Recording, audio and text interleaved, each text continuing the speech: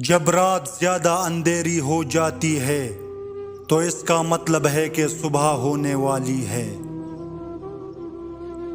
لوگوں کو نصیحت نہیں کیفیت بدلا کرتی ہے، نصیحت زبان سے کی جاتی ہے اور کیفیت عمل سے دی جاتی ہے۔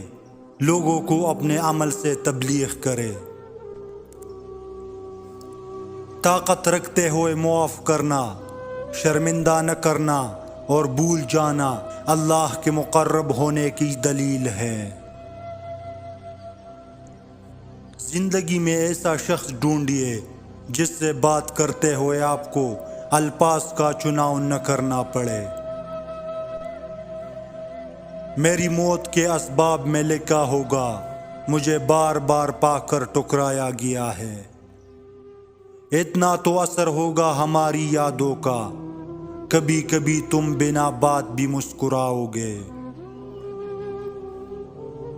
تیرا مغرور ہو جانا بجاتا، مجھے تجھ سے محبت جو ہو گئی تھی۔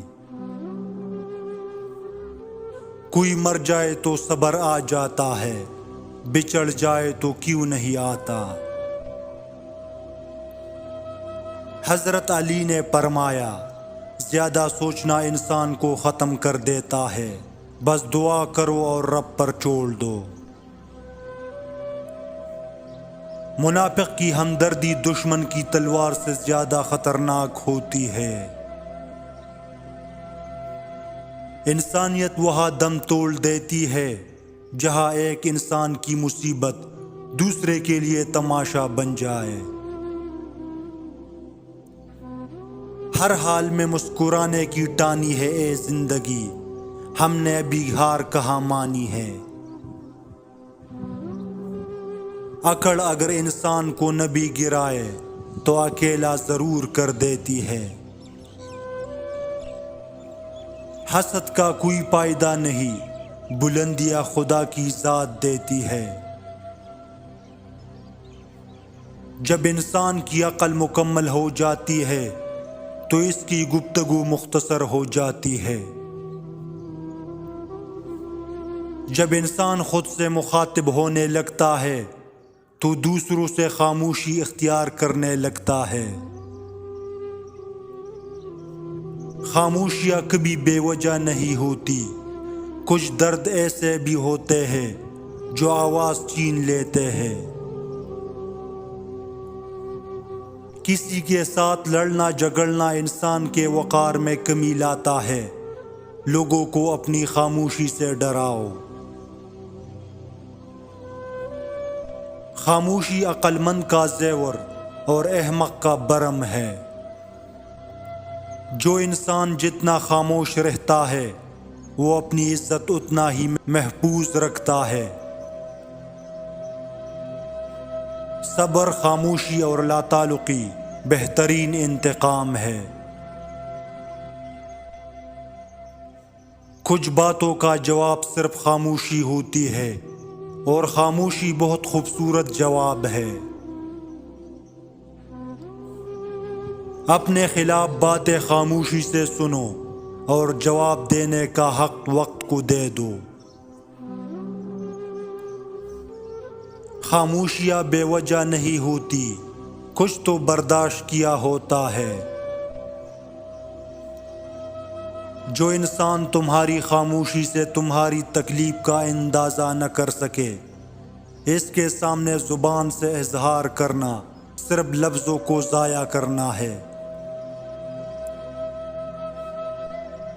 ہمیشہ اس وقت بولیے جب آپ کو احساس ہو کہ آپ کے الفاظ جو آپ کہنے جا رہے ہیں آپ کی خاموشی سے زیادہ خوبصورت ہے۔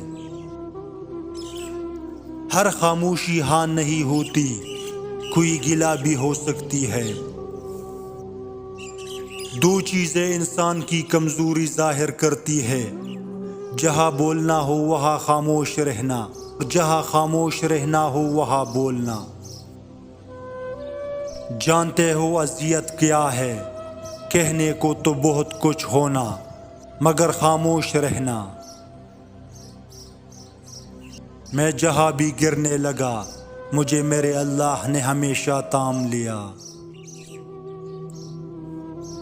لوگوں سے مانگنا ذلت کا ایسا طوق ہے جو عزیزوں کی عزت اور شریف النسب انسانوں کے حسب و نسب کی شرافت کو سلب کر لیتا ہے۔ حضرت علی نے فرمایا، سب سے پہلی عبادت یہ ہے کہ انسان مصیبت میں صبر کر کے اللہ پاک سے مدد کا منتظر رہے۔ دنیا دھوکہ دیتی ہے، نقصان پہنچاتی ہے اور گزر جاتی ہے۔ حضرت علی نے فرمایا، ایک اچھا انسان دوسروں کو معاف کر دیتا ہے اور بھول جاتا ہے۔ حضرت علی نے فرمایا، صلح صفائی عیبوں کو ڈھانپنے کا ذریعہ ہے۔ جو اپنی ضرورتیں بڑھا لیتا ہے اسے اکثر محرومی کا غم رہتا ہے۔ بری عورتوں سے بالکل دور رہو اور جو شریف ہو ان سے ہوشیار۔ عزت جس کو نہ سنوار سکے ذلت اسے درست کر دیتی ہے۔